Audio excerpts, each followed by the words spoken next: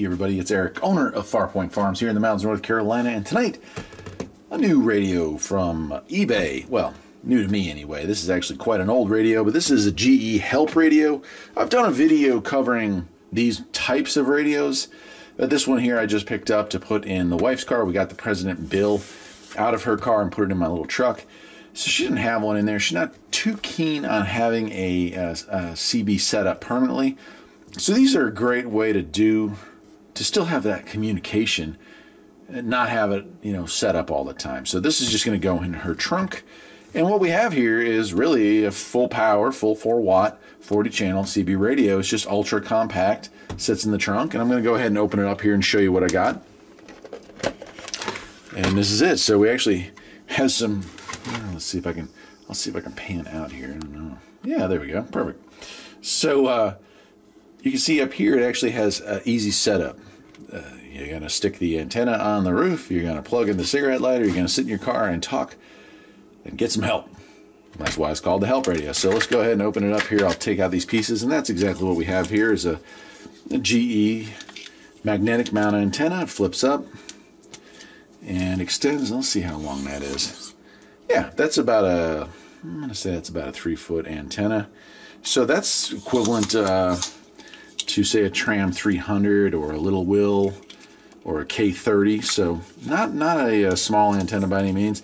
Difference is instead of a PL259, it's got like an RCA phono input jack, but that's okay because if we move on here, here's our power cord, and there's going to be a fuse in there. That's just a cigarette lighter outlet, and that says it's going to plug into the radio. And let's go ahead and open this part up here, and this is our main unit, and you can see.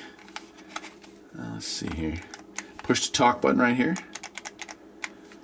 Here's our speaker. There's our microphone. We have a channel 9 emergency button.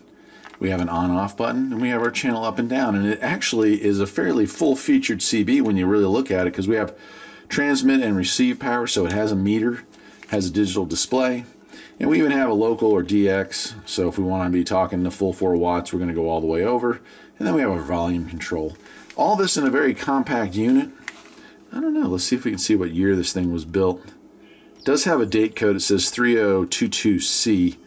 No idea what year that might have been, but I'm going to guess it's sometime. This is probably early to mid 80s, just judging by the popularity of these things back in the day. And then down here on our bottom here there's our antenna hookup and our power hookup. So that's it. So you break down on the side of the road, or you get stuck in traffic, this would be a great opportunity to hook this thing up. This one didn't come with a manual. For all I know, it might never have had a manual. It might have just been that setup instructions there. But on the Radio Shack ones that I'm familiar with, these antennas, the big difference is the strength of this magnet. This magnet will not hold, I can't remember if it was 30 miles an hour or something like that. It was relatively low miles per hour, where your Tram 300 or any real magnet mount antenna made today is going to be able to hold at highway speeds. These things were not designed for that. But if you're stuck in a traffic jam, you could slap it on the hood while you were driving. In fact, we have done that years ago with a Radio Shack model that I no longer have. But you slap that on the roof, ask for guidance, and get the answers you need. Where do I need to go? What side roads do I need to take? So on and so forth. Anyway, it's not a whole lot to look at here, is there? I'm going to go ahead and tuck it back in. I think that goes in the bottom here. Like so. There we go.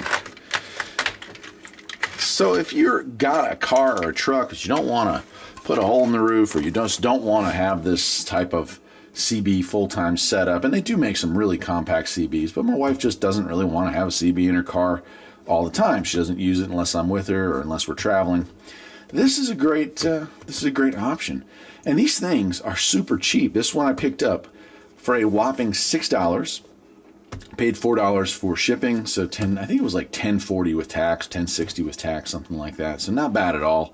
And it'll sit. I'll test it, make sure that it's good, and then I'll put it in the trunk, and hopefully we won't need it. But if we ever do, it's right there and ready to be used. Anyway, that's it for today. I just wanted to show off this kind of unique radio. Like I said, there's a lot of different brands. Radio Shack made a ton. GE made some. Craco, I think Midland might have made some. RCA even made one. So there's a lot of different brands out there. Emergency CB radio is what you want to Google. Until next time, my friends, take care.